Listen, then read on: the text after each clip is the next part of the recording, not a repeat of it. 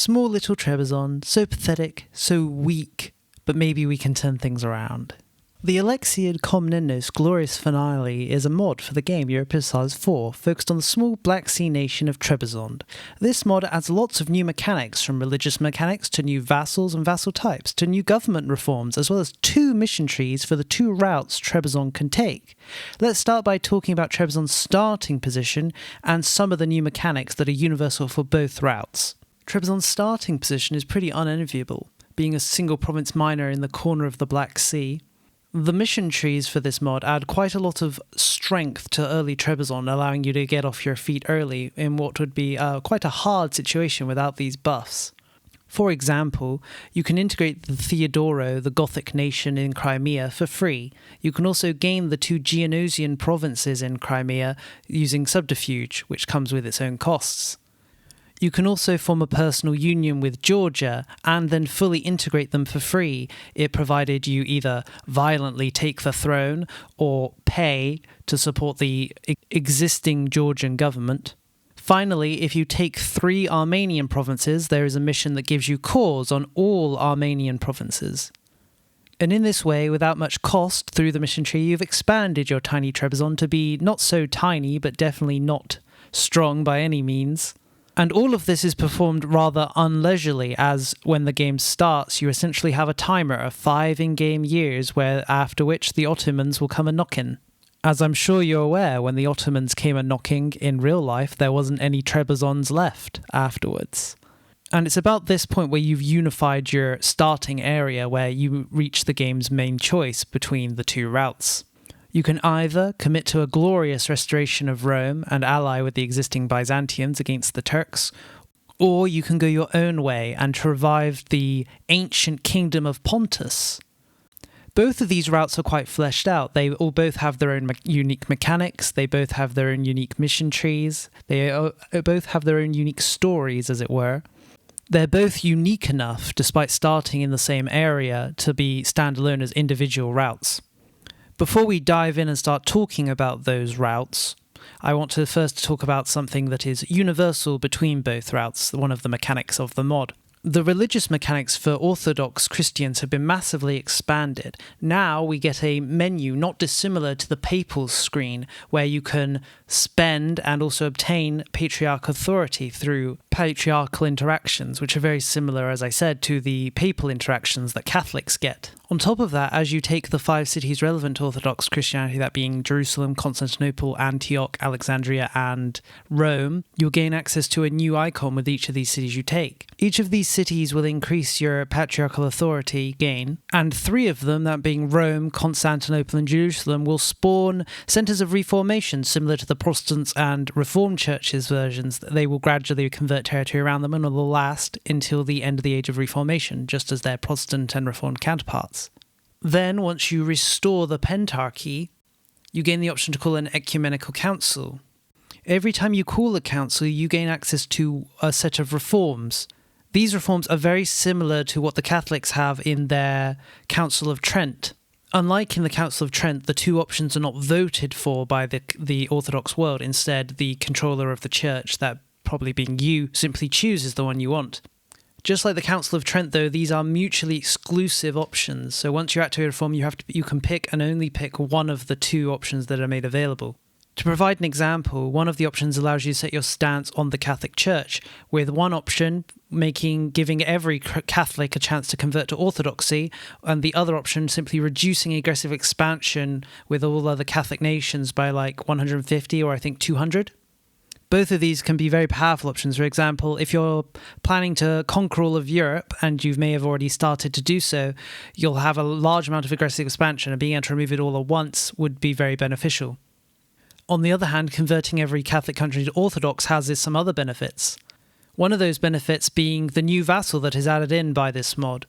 That being countries that churches have submitted to the central authority of the Orthodox Church. These vassals are a lot like tributaries and play largely the same role, but a certain reform will allow you to annex them, similar to how Ming or other Chinese nations with the Mandate of Heaven can annex their tributaries if they go down their own tree.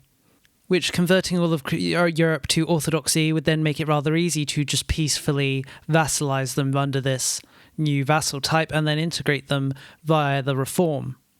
All of these mechanics are pretty nice. It really feels like work has been done to flesh out Orthodox Christianity and give it maybe a little too much in a way. It does feel like a combination of both Coptic, Orthodox mechanics and Catholic mechanics.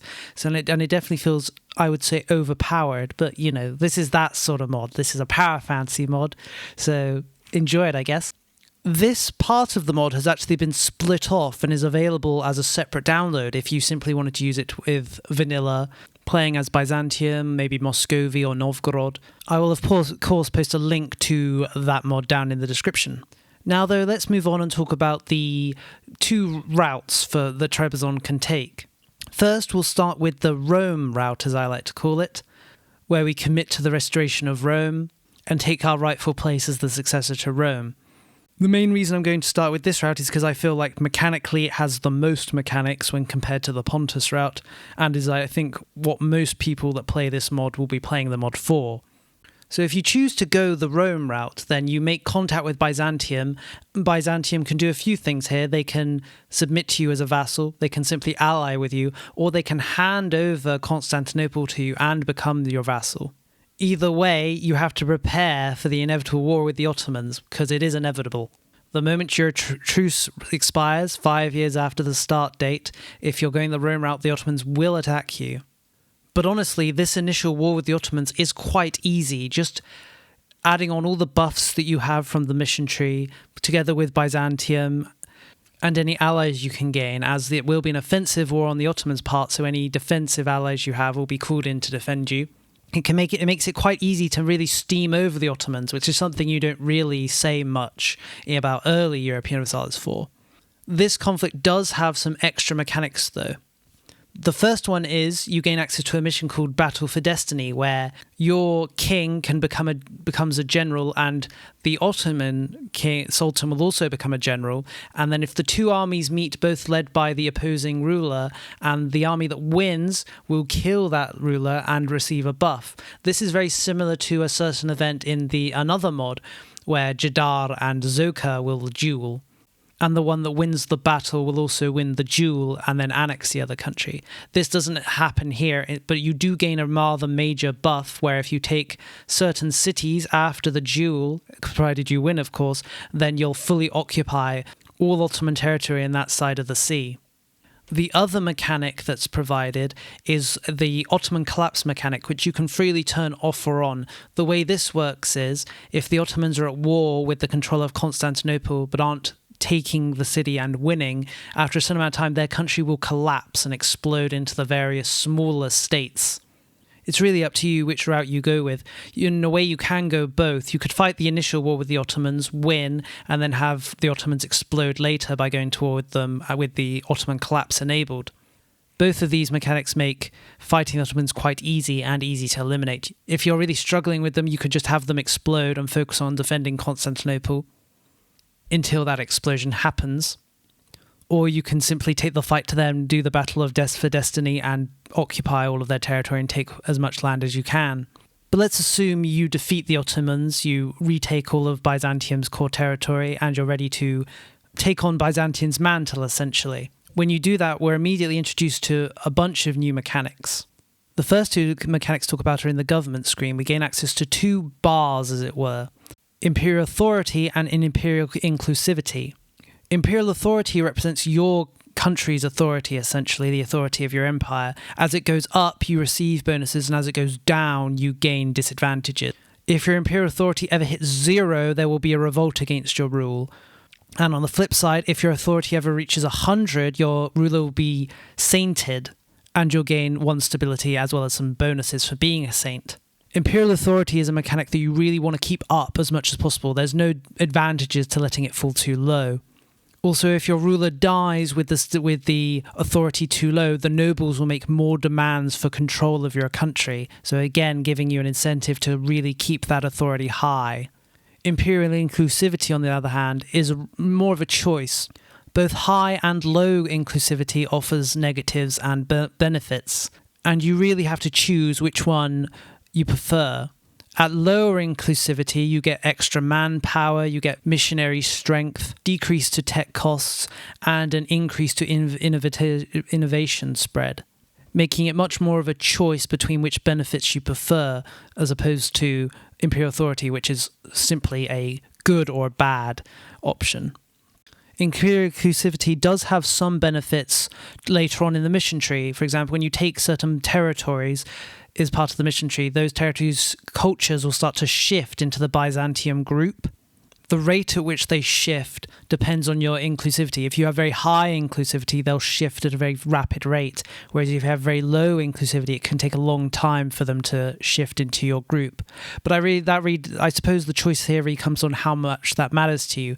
Personally, I really like the idea of cultures merging and becoming new cultures and merging into your culture group. But I really liked the benefits from having low inclusivity. So I spent most of the game with low inclusivity and just had to stomach not having all the cultures merge quite so quickly. Imperial authority, on the other hand, does have some other benefits as part of the mission tree. As you go through the mission tree, you gain the option to start spending imperial authority on things, mainly money and buffs to your army, but you also gain the ability to spend imperial authority to get a very good heir, for example. So late game, Imperial Authority becomes a resource that you spend for buffs while at the same time trying to keep above a certain level, which I think is quite neat, because once you become powerful enough, it's very easy to keep Imperial Authority high, so it's good that there's some other use for it later on in the campaign. The Rome route overall is very focused around vassal play. It's actually very similar to playing as the Holy Roman Empire after you've revoked the privilege and all of the other members of the empire have become vassals. Because you can basically release all the parts of your country outside of Greece, the Thrance region obviously, and Trebizond as themes, a new kind of vassal introduced by the mod. There are two kinds of themes, military themes and naval themes. Naval themes, of course, provide lots of benefits to making ships and making marines. They're supposed to support you navally. The normal military theme will just produce large amounts of soldiers, and once you've fully built up all of the themes and taken all the territory and released all the themes, they can really just swarm over the map. While your armies act more as heavy hitters going in, defeating enemies, you can then have this swarm essentially accompany you, taking and occupying cities and supporting your armies in the field. The themes armies are quality-wise massively inferior to pretty much everyone. They by default have -10 discipline, so you can't really expect them to be winning any wars early game due to their low quality. This gets mitigated a bit later on in the game once they've unlocked more ideas and and increase their discipline, allowing them to be more of a support later on in game. These vassals can actually be reintegrated back into the state whenever you please. The way that they are integrated is a little different to normal integration of vassals. Instead of having to wait for the integration to tick up like you do with a normal vassal, you simply spend 10 imperial authority to integrate a theme whenever you like, and then you have to pay a dip cost. This dip cost comes in a form of debt, essentially, where you'll receive a modifier for minus dip that will last a certain amount of time until it expires based on the development of the vassal. I quite like this system as it allows you to basically integrate vassals on credit, as it were, and just have to pay off the debt from integrating them. Later on in the route, you gain access to the third kind of vassal in this route, that being the exarchate. These vassals are much better than your themes, and they control large amounts of territory. It's intended that you release these vassals to control essentially the whole region they're based in. That being, for example, you have exarchates for Egypt, for Italy, for Spain, for France, for Britain. They're very much supposed to control these large swathes of territory and provide and support you with large amounts of troops. As I said, they don't come with the negative discipline and quality of their troops like the normal themes do.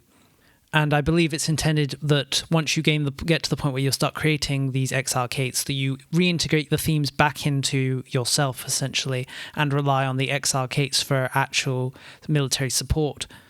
But you could play either way. You could stay essentially a very small country controlling a small amount of land with just pure vassals doing all the work for you, and that is viable. The final few things this route adds outside of its mission tree is a new naval screen where you can basically carry out some simple naval actions like using inferior wood on your fleet to decrease their costs, or carrying out navy exercises which you need to do as part of for some of your mission tree's objectives. Once you've carried out a certain amount of these exercises, you also gain access to unlocking permanent buffs for your navy, such as using Greek fire to improve the quality of your ships. Finally, when you first become this Byzantium/Rome successor, you're given the option of picking both your name and your colour. You have 3 options for name. You can be called Eastern Rome, New Rome, or Rohamia, which I'm sure I'm pronouncing incorrectly. You can then pick between 4 different kinds of colours. They're mainly different versions of purple, though you do have a red. Personally, I'm a fan of dark violet, which I use for this campaign. And that's about it for new mechanics for the Rome route. All that's left to talk about is the mission tree, which I won't dwell much on, as you should probably play it for yourself if it sounds interesting to you so far, but I will touch on a few aspects. First of all, when you become Byzantium/Rome, you're slapped with a bunch of negative modifiers, essentially, though you do have a few years before these modifiers kick in. These modifiers can actually be totally mitigated, as during the early Trebizond tree, there are a few missions which have orange text, and if you complete them in such a way, you'll gain a permanent bonus, which, when you enter into the Rome route, will then mitigate and completely remove the negative that you would have gained in the Rome route. In a way, that incentivizes kind of staying in the Trebizond route and trying as much as possible to fulfill those objectives before you're shackled and tied into the negatives that are associated with being Byzantium, which I think was a good idea to try and intend to make players really choose. Do I become Rome as fast as possible and get these disadvantages, or do I hold off becoming Rome so that I can mitigate the disadvantages, so when I do become Rome, I'll be much stronger and I won't have to worry about these negatives that are going to be hanging over my head? Of course, if you do choose to take these negatives, they can be removed and slowly mitigated as you go through your mission tree. So hypothetically, if you took on all of the negatives and went through the mission tree quite rapidly, completing missions, you would mitigate and remove the negatives before they even came into effect. So that's really a choice for you, the player. Overall, I think the mission tree is pretty good. It is very much a conquest-focused tree, but as you're releasing vassals as you take territory in the form of your themes and then later exarchates, it does feel quite like, it's not all conquest. There is reasoning behind it. Also, the fact that you integrate various cultures and they start to drift into the Byzantium/Rome group definitely makes it feel like you're actually restoring Rome. Also, as you take certain cities that are of relevance, you often get events about these cities being restored to Roman rule, which is definitely nice in the flavor sense. And when it comes to your vassals, new vassal types, you can actually turn existing vassals into themes or exarchates. So you don't really need to rely on the themes that the game the mod creates for you. You could really just make your own, and they will act the same as normal themes. Personally, in my run, I made quite a few countries into themes in territory that I intended to make into exarchates later on. Which reminds me that when you create an exarchate for the first time, any vassals you have in that territory will automatically be integrated by them. So it's often a good idea to fill a territory with vassals who will then just merge into your exarchate later on. If this was all the mod had to offer, I would say it's great and you should definitely play it. But we're not quite over yet. There is now the Pontus route to talk about. So when you reach the choice where you have to decide about whether to become Rome or Pontus, the Pontus route essentially means giving up on Constantinople, not allying with Byzantium, not trying to support them against the Turks, essentially going your own way. In a way, I think the Pontus route is actually harder than the Byzantium route because you're facing the Ottomans essentially alone, because they will likely conquer Constantinople before turning around to fight you. But if the Rome route is the I will now swarm you with vassals route, the Pontus route is the I will now stack wipe you route. Even the Ottomans can't really stand up to the Pontus army, even early game, because a lot of the bonuses you gain in the Trebizond route that are temporary, when you become Pontus, those temporary bonuses will then become permanent bonuses. This, of course, makes the Pontus army very, very powerful. The Ottomans will even run from you in battle, and if you catch them, you will stack wipe them, no matter how many of them there are, depending on how many bonuses you've managed to accumulate. While Pontus doesn't have the vassals or the vassalization mechanics that the Rome route does, they do have some things that are unique for themselves. They have their own unique government reforms. Instead of having imperial authority, imperial inclusivity, they instead have one bar with, on one side, conquest and on the other side, administration. They receive bonuses to conquest the more they are on the conquest side, and more to administration the more they are on the administrative side. If they also fully reach one end of the bar, they get an event which will give them points, essentially, conquest points and administrative points. These points can then be spent on decisions that provide bonuses. For example, you can spend the conquest points on bonuses to your army, bonuses to core cost reduction, and the administrative points will allow you to buy cheap advisors and, more importantly, money, essentially. If you accumulate a certain amount of these, both type of points, and take a certain amount of cities, you gain access to the decision to become the Mithridatic Empire, which of course gives you a name change and has another effect that I'll talk about in a moment. Pontus actually has a unique form of assimilating cultures that's unique to them. Instead of assimilating cultures like the Mughals can, they instead have a certain amount of cultures that they can simply assimilate into the new culture group they create for themselves. Most of these cultures are Middle Eastern, and once you fully control all provinces of that culture and they have no separatism, you just fully move that culture into your culture group. This is definitely a nice mechanic, as I said before, I really like the idea of cultural shifts and changes. Once you've assimilated all the cultures, you'll essentially have all of the Middle East plus Greek in your culture group. Then, as I mentioned earlier, when you form the Mithridatic Empire, you gain access to a new government reform which gives you the Mughal mechanics which allow you to assimilate other cultures and culture groups. Unfortunately, both these mechanics are called assimilations, so it can be quite hard to differentiate them, but know that they are different. One other mechanic that the Pontus has that's unique to it is they gain access to poison, as it were. They can, if they have a certain amount of spy network within a country, they can poison the ruler, which can outright kill them or provide negative stats by decreasing their monarch point generation as well as decreasing their fertility. Personally, I didn't really see the utility of this ability. I suppose you could kind of personal union abuse with it. You could ally with countries, royal marry them, and then just start assassinating their rulers until you eventually personal union them. Personally, I didn't really engage with this mechanic or use it much because I didn't really see the point, because I didn't really want to go for that sort of play style. I will say, if Byzantium is pure vassal focus, the Pontus route is pure just you focus. Your armies are so strong, you can get the core cost reduction so low that there's no real need for vassals. You just conquer whatever you want and just absorb it into yourself, sometimes even absorbing the cultures that live there. I will say, compared to the Byzantine route, this just felt like a more generic conquest route where you just conquer all of the Middle East, you conquer all of India and integrate the cultures and religions into your culture group. And then once you become the Mithridatic Empire, you just start integrating the other culture groups, much like the Mughals do. Overall, I found this route really enjoyable as well as the Rome route, though I would say the Rome route really feels like the one that's got a lot of the attention. The Pontus route simply doesn't have the flavour events of the Rome route. It doesn't have a lot of the mechanics that the Rome route has. It definitely feels less fleshed out, but for what it is, it's great. It's a good route, and it's an enjoyable mission tree and enjoyable mechanics, and unique mechanics as well. Now that we've gone through the mod and its mechanics and routes, let's talk about the good and the bad about it. We'll start off by talking about the positives. Overall, I really don't have anything but good things to say about this mod. It adds a lot of content, government reforms, new vassals and mechanics for them, new vassal types, new decisions, 2 new mission trees, the religious mechanics. All the content is good. I'd even say it's great. It's a really fun mod overall, with a lot of soul, if you'll pardon the phrase, put into it. On the negative sides, there's a few things I'll talk about.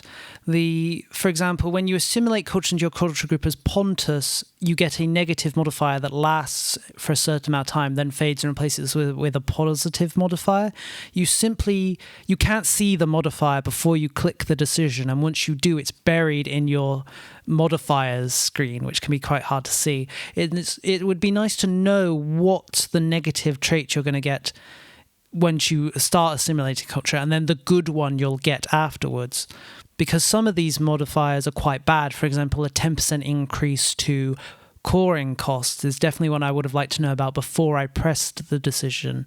But this is a rather minor complaint. It's really just a complaint about visibility of something I think the developers can improve. As I've already said, the Pontus route does feel like it's lacking compared to the Rome route, which has lots of events about taking cities, as well as the mission tree for having a heavy focus on emulating the role of Alexiad Komnenos. The Pontus route unfortunately doesn't have that. I also think it's strange that the mission trees don't focus at all upon Lithuania, Russia and Scandinavia. It definitely feels weird that both routes have you conquer India essentially, but neither of them really get involved with those areas of the map. Especially weird for Rome, as one of the unique units the Rome route has access to is the Varangian Guard. So you have access to Varangian Guards but don't interact with their homeland at all? That's a little strange, right? I would say the Rome route really lacks challenge. Because your vassals get so strong later in game and there's so many of them, you often don't even need to participate in wars. And I mean, that's how it was for me. I would declare war, I would just sit back, literally do nothing, and my armies would conquer the enemy unopposed, essentially, because there were so many soldiers. But that's just, that's how it goes. If this is a power fantasy mod and you're very strong and given lots of buffs, so I'm not really holding that against it, but it is something that I think would affect enjoying people who really expected or wanted a challenge. For my conclusions, I would just say this is a great mod and you should definitely try it if anything I've said so far has interested you. It's very polished. There's no real bugs that I experienced. I played both my campaigns in Iron Man mode, and I experienced no crashes or any bug that would block progression. If there were any bugs, I simply didn't notice them. As I said, the religious mechanics have even been split off and made into their own mod if you just wanted to play with those without all the overpowered Trebizond content. One final thing I'll say about the mod is it is in Chinese, but the translation mod, which you coupled with this mod, is very good translation. It's very readable. It's very understandable. You wouldn't even notice, I think, that this mod was in Chinese using the translation mod. So if you are hesitating because you're worried about translation, really don't. It's a great mod. I'll post a link to both the mod, the translation, and finally the split-off religious mechanics in the description so you can look at them for yourselves. To reiterate, this is a really good mod and I really recommend it. There's just so much content and work put into it that it really deserves praise just for the amount of work that's gone into it. I mean, the religious screen is just beautifully done. It could have been very simple, but they clearly went out of their way to really make something nice here. This is the end of the video. Thank you for watching. If you want to see more mod reviews like this, then let me know in the comments. Should I make a review video for Europa Universalis 4? I have played this game for 6,000 hours, so maybe I should anyway. In my next video, we'll be returning to a rather chaotic galaxy, so see you then.